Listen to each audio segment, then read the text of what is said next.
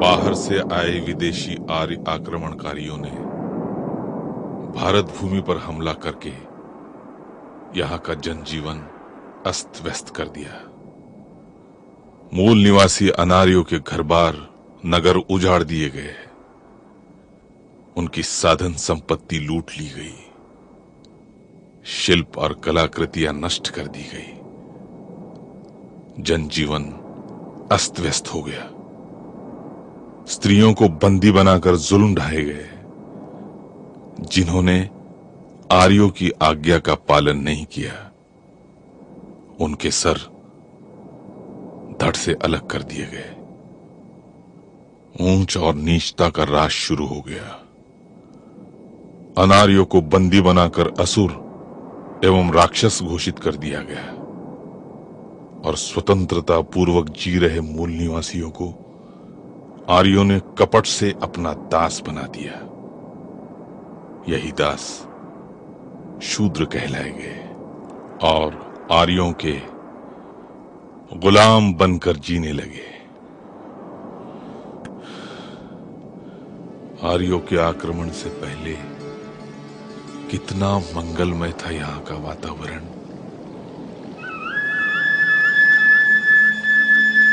भारतवर्ष के मूल निवासियों की संस्कृति विश्व की सबसे अधिक विकसित संस्कृति थी। सिंधु नदी के किनारे बसकर सारे भारतवर्ष में इस संस्कृति का विकास हुआ था।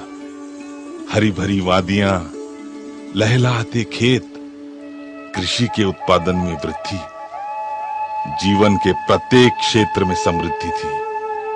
हर आदमी अपनी इच्छा अनुसार समानता से जी रहा था, मनपसंद व्यवसाय कर रहा था। शिल्प हो, संगीत हो या नृत्य, हर कला को प्रोत्साहन मिलता था।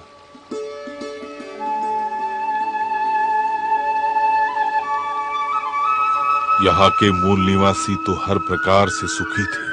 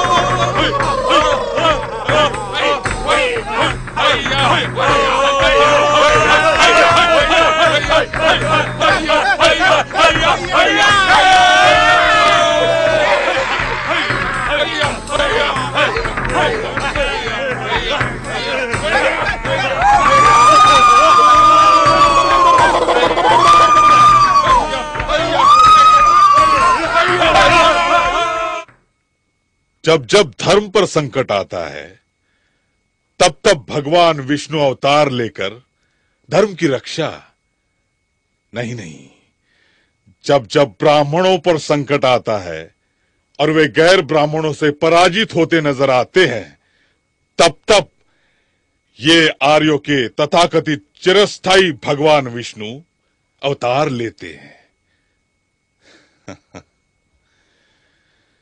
और पराक्रमी व बलशाली मूल निवासी राजाओं को कपट से मार डाला जाता है। साम दाम दंड भेद नीति द्वारा अनार्य के विद्रोह को नष्ट किया जाता है। काल्पनिक भगवान का डर लोगों में फैलाकर ब्राह्मण अपनी श्रेष्ठता को बचा लेते हैं और हर युग में नित नए विष्णु भगवान के अवतारों की कपोल कल्पित कहानियां गढ़ लेते हैं।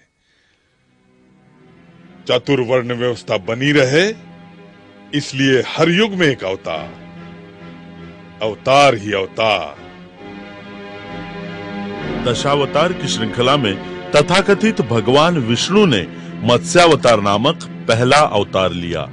कहा गया कि हैग्रीव नामक असुर ने ब्रह्मा के मुख से वेद वाक्य सुन लिए थे, इसीलिए मत्स्य अर्थात मछली का रूप लेकर भगवान विष्णु ने उसका वध कर डाला। किंतु सत्य ये है कि सागर किनारे दक्षिण भारत में असुरों की अर्थात द्रविड़ों की सभ्यता विकसित थी।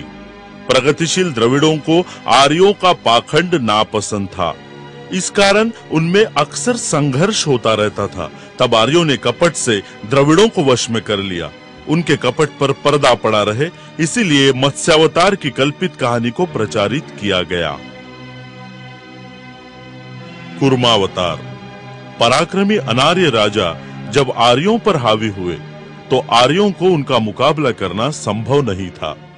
आर्यों को अपनी हार होती नजर आ रही थी, इसीलिए संघर्ष के बजाय सुलह का रास्ता आर्यों ने अपनाया और कछुए की तरह शांत रहकर अनार्यों के साथ समझौता किया। ये समझौता सागर किनारे किया गया, इसीलिए इसे समुद्र मंथन का नाम दे दिया गया। अपनी हार को आर्यों ने मूल निवासियों के साथ समझौते में बदल दिया और कछुआ नीति के आधार पर किए गए आपातकालीन समझौते को कछुआ अर्थात कूर्मावतार कहकर प्रचारित किया।